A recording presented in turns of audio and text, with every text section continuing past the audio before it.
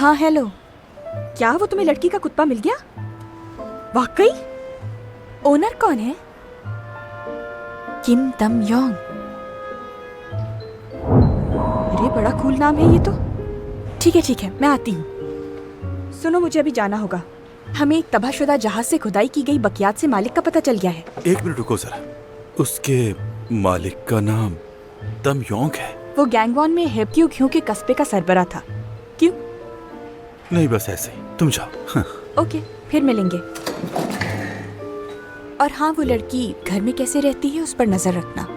Okay? तम Yong, तम Yong, तम योंग।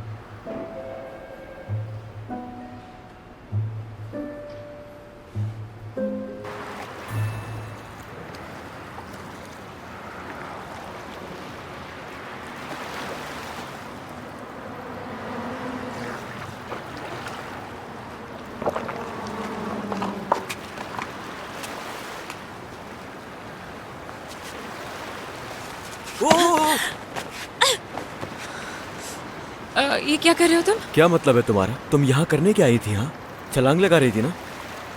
नहीं ऐसा तो कुछ नहीं है। झूठ मत बोलो, तुमने अपने जूते भी उतारे हुए हैं। चलो अब शाबाश, खड़ी हो जाओ फौरन, चलो।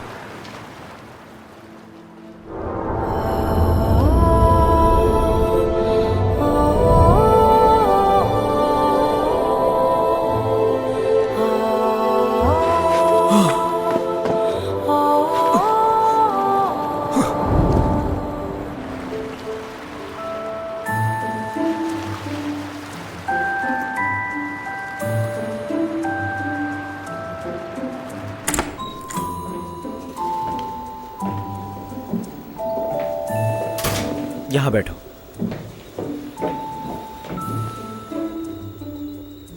ये बताओ, चाय पियोगी?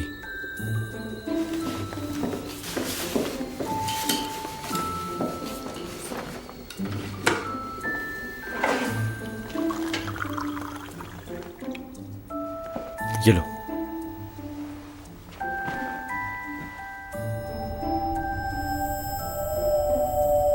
एक सेकंड रुको, पहले हम कुछ बात कर लेते हैं। मैं यहाँ काफी अरसे से हूं, इसलिए मुझे यहाँ की जबान समझ में आती है। यहाँ की जबान आसान है काफी। मानती हूँ। कौन जानता था इस बारे में कि मैं एक जलपरी से मिलूंगा। मैं भी समझती थी कि सियोल में सिर्फ मैं ही एक जल परी हूँ। तुम्हें देखकर हैरान हुई। आहिस्ता बोलो, कोई सुन लेगा। और तुम ये बताओ, तुम कर क्या रही थी वहां? बहुत भूख लगी है, मेरे पास पैसे भी नहीं। कुछ खाना चाह रही थी, इसलिए सोचा कि मछलियां ही खा लेती हूँ। तुम्हारे पास पैसे भी नहीं है? इसका मतलब तो तुम कुछ भी नहीं जानती हो यहाँ का। वो क्या?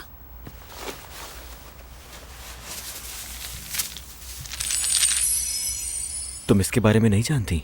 ये तो हमारे आंसू हैं, इनसे क्या करते हो? इनकी यहाँ बहुत अहमियत है। सच कह रहे हो तुम? कैसे? हमेशा एक बात याद रखना, समझो ये यहाँ का पैसा है। जब भी तुम्हें रोना है, तुमने ये काम करना है। इसे इस तरीके से लगाना, तुम्हारे आंसू इसमें गिरेंगे। इन्होंने सच में मेरी बहुत मदद की है यहाँ। मैं तो काफी बार रो चुकी हूँ।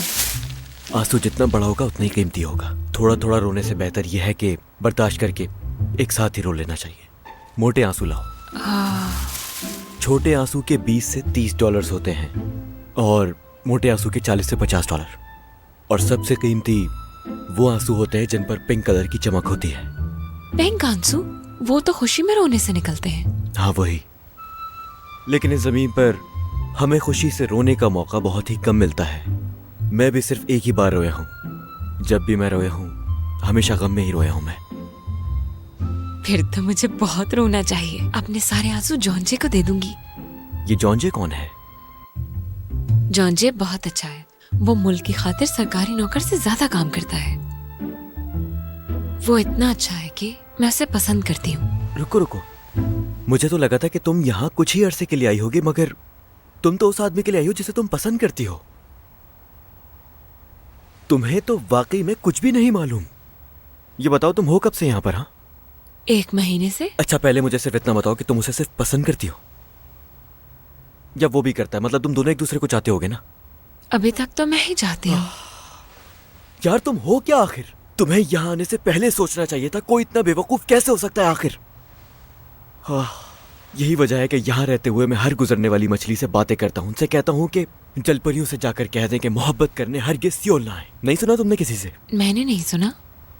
ये बच्चे या तो ये पकड़े जाते हैं या फिर भूल जाते हैं। ये कभी बाज नहीं आ सकते। मैं क्यों नहीं आ सकती? मोहब्बत करने वाले जमीन पर क्यों नहीं आ सकते? तो फिर सुनो, तुम्हारी एक टाइम लिमिट है।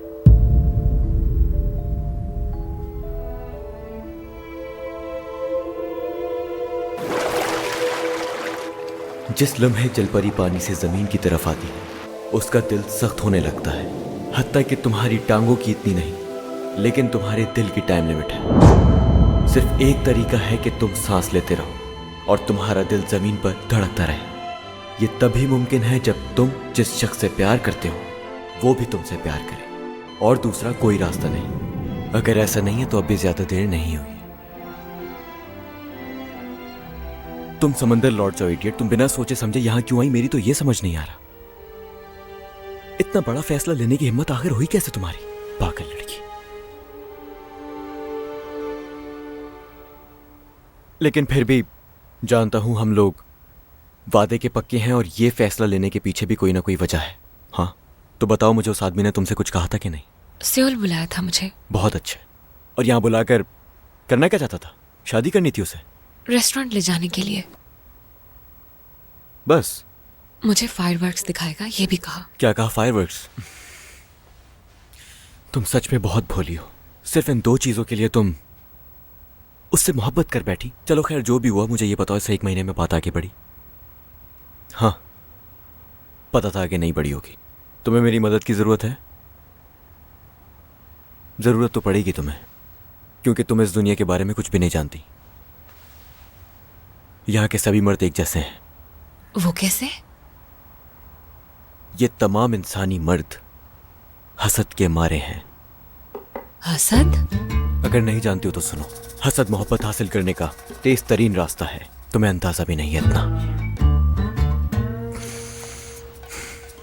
मुझे लगता है अगर हम तुम्हारे मेकओवर से शुरू करें तो ज्यादा अच्छा होगा। उसके बाद शॉपिंग के लिए कुछ रकम भी तो जमा करनी है हमने। रोक के रखो, रुको। एक साथ बड़े आंसू गिराना, खुल के रोना है, खुल के।